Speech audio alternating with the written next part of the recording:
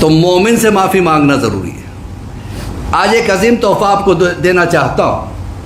کبھی کبھی یہ ہوتا ہے، میرے پاس بھی لوگ آتے ہیں، مول صاحب جس کام میں ہاتھ ڈالتا ہوں بگڑ جاتا ہے، جس بزنس کو شروع کرتا ہوں دیکھا پوٹینشیلٹی ہے کہ اس مارکیٹ پہ یہ دکان اچھی لگی، میں نے لگانے کے چوتھے دن بازو والے نے وہی دکان لگائی، سامنے والے نے وہی دکان لگائی، کمپٹیشن پڑ جاتا ہے۔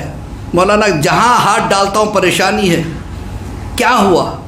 کبھی کبھی ائمہ طاہرین فرماتے ہیں کبھی کبھی ہم سے ایسے گناہ ہو جاتے ہیں جس کی ہمیں خبر نہیں۔ مثلا آپ نے کسی سے وعدہ کیا یہ کام میں کروں گا، آپ نے وعدہ پورا نہیں کیا، ہوتا ہے۔ یہ روزمرہ میں ہونے والی باتیں بتا رہا ہوں، کامن چیزیں بتا رہا ہوں۔ ہم سے ایسے گناہ ہو جاتے ہیں، ہم نے وعدہ کیا اسے پورا نہیں کیا، پورا نہ کرنے کی وجہ سے جو اسے تکلیف ہوئی ہے نا، وہ آپ کی خوشیوں کو لے ڈوبتی ہے، آپ کی برکتیں چلی جاتی ہیں۔ اسی طریقے سے بعض لوگوں میں ہابی ہوتی ہے مذاق اڑانے کی۔ ہم تو بڑے جوویل آدمی ہیں، یہ جوویل آدمی ہونا ہر وقت کے لیے اچھا نہیں ہے۔ کبھی کبھی مذاق میں آپ سامنے والے مومن کا دل دکھا دیتے ہیں۔ کبھی بھی یاد رکھیے گا، مذاق کیجیے گا لیکن کسی کی کمزوری کا مذاق نہ کیجیے گا، کسی کی غربت کا مذاق نہ اڑائیے گا۔ مذاق اچھی بات ہے، اللہ کو بھی مذاق پسند ہے، لیکن مزاح المومنین اللہ کو پسند ہے، لیکن وہ مذاق نہیں جس سے آپ کسی کی کمیوں کی طرف مذاق اڑائے۔ کوئی چل نہیں پاتا ہے اس کی نقل کر کے مذاق اڑائے، کوئی ہکلاتا ہے اس کی نقل کر کے مذاق اڑائے۔ کبھی کبھی بچے اتنے بڑے ہو جاتے ہیں کہ ماں باپ کی مذاق اڑانے لگتے ہیں۔ ماں باپ محبت کی وجہ سے کچھ نہیں بولتے، لیکن وہ بلا بن کے نازل ہوتی ہے، ایسی بلا جس سے آپ کی عبادتیں بھی جا سکتی ہیں، جس سے آپ پریشان رہ سکتے ہیں، جس سے آپ کی برکتیں جا سکتی ہیں، جس سے آپ کا بزنس خراب ہو سکتا ہے۔ تو کبھی کبھی ایسا ہوتا ہے کسی سید کو آپ نے دکھ دے دیا، کسی عالم دین کو آپ نے دکھ پہنچا دیا، اور ایسی مصیبت میں انسان پڑ جاتا ہے، اس کے لیے مولا بھی یہ کہتے ہیں اگر تم کسی اور کے گنہگار ہو تو پہلے اس سے معافی مانگو، وہ معاف کر دے۔ لیکن ہمیں پتہ ہی نہیں ہم نے کس کا دل دکھایا، ہم نے کس کو دھوکہ دیا، کبھی پتہ ہی نہیں رہتا ہے، بھول جاتا ہے انسان۔ قرضہ لے لیا بھول گیا، وہ بیچارہ مروت میں مانگا ہی نہیں، ہوتا ہے نا۔ اب کیا کیا جائے؟ اب وہ آدمی بھی نہیں ہے جس کو دکھ دیا، نہیں جانتا وہ کہاں چلا گیا، اس سے معافی مانگنے کا کوئی چانس نہیں ہے۔ گھر میں بھی ہوتا ہے، بیوی بیچاری اگر تھوڑا سا نمک کم کر دے شامت آ جاتی ہے، کیا پکا کے لے آئی ہو، یہ کیا طریقہ ہے؟ بھائی غلطی ہر ایک سے ہوتی ہے، پہلے ذرا تعریف کر دو بہت اچھا ہے لیکن تھوڑا سا نمک، اگر ہوتا تو اور اچھا ہوتا، طریقہ ہوتا ہے۔ لیکن اگر آپ کرٹیسائز کریں، بیوی آپ کی غلام یا کنیز نہیں ہے، آپ کی لائف پارٹنر کا نام ہے، لہٰذا اس کو عزت دینا آپ کا کام ہے۔ آپ عزت دو گے تو بچے عزت دیں گے۔ کبھی کبھی گھروں میں جو بچے بگڑ جاتے ہیں نا، اس کی وجہ یہی ہے۔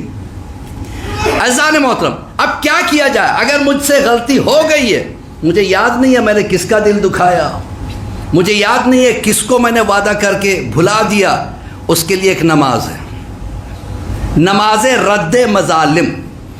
کیا نام ہے؟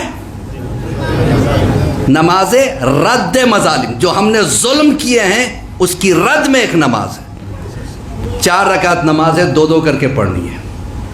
پہلی نیت تو یہ کریں گے کہ 2 رکعت نماز رد مظالم پڑھتا ہوں میں یا پڑھتی ہوں میں قربتاً الی اللہ۔ یہ بہت امپورٹنٹ نماز ہے۔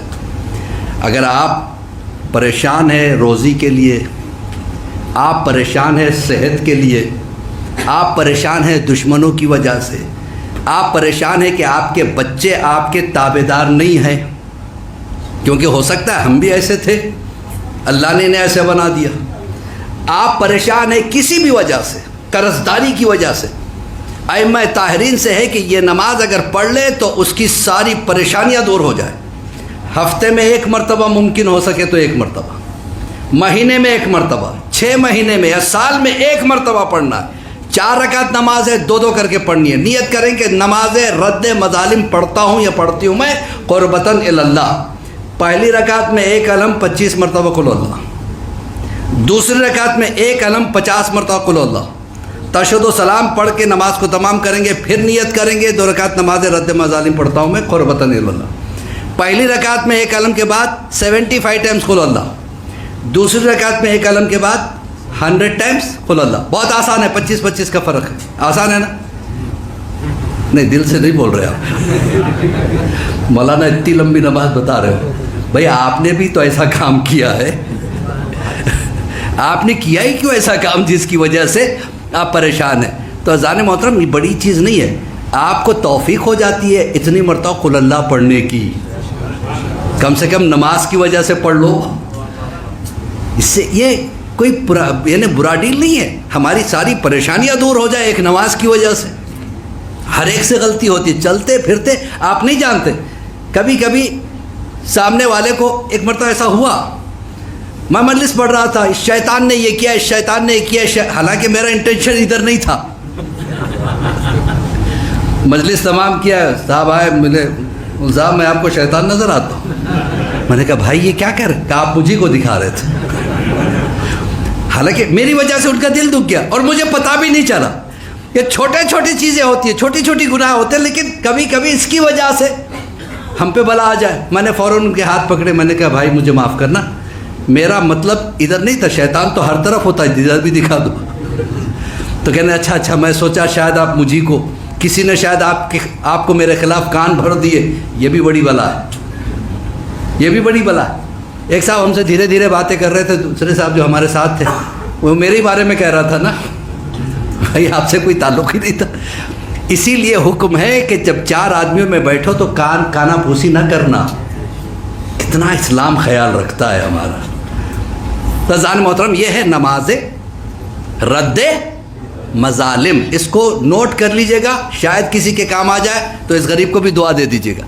کہنے کا مقصد یہ تھا کہ انسان کی غلطیاں، انسان کے حقوق معاف نہیں ہو سکتے، لیکن پھر بھی ہمارے ائمہ طاہرین نے ہمارے لیے دروازہ کھلا رکھا. پتہ ہے ہمارا نیچر کیا ہے، پتہ ہے ہمارا نیچر کیا ہے. بتائیے اس سے اچھی بارگاہ ہمیں کہاں سے ملے گی؟ یہاں سے صرف ملتا ہے، ہمارے سے کچھ جاتا نہیں ہے. کل کی آپ کو حدیث یاد ہوگی جو میں نے کل آپ کے سامنے پیش کی تھی. امام حسین کی بارگاہ ایسی ہے کہ من بکا